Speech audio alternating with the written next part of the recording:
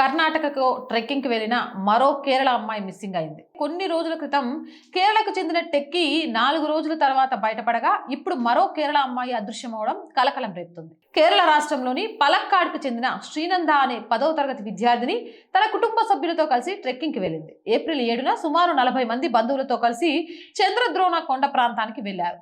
సాయంత్రం సమయంలో మాణిక్యధార ప్రాంతంలో ఆమె అకస్మాత్తుగా కనిపించకుండా పోయింది. గ్రూప్ నుంచి వేరుపడటంతో ఆమె కనిపించకుండా పోయిందని పోలీసులు చెబుతున్నారు. కుటుంబ సభ్యులు మొదట స్వయంగా వెతికినా ఎలాంటి సమాచారం లభించలేదు. దీంతో పోలీసులు కేసు నమోదు చేసి భారీ గాలింపు చర్యలు చేపట్టారు. అడవులు, కొండలు, పొగమంచు కారణంగా గాలింపు చర్యలు కష్టంగా మారాయి.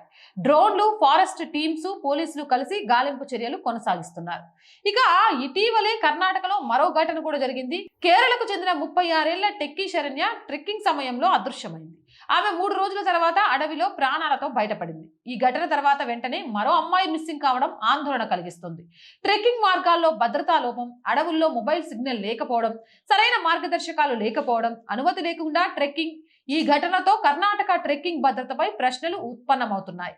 అమ్మాయి సురక్షితంగా బయటపడాలని అందరూ ప్రార్థిస్తున్నారు. ఇలాంటి ఘటనల నేపథ్యంలో ట్రెక్కింగ్ కి వెళ్లేవారు జాగ్రత్తగా ఉండాలని అధికారులు సూచిస్తున్నారు.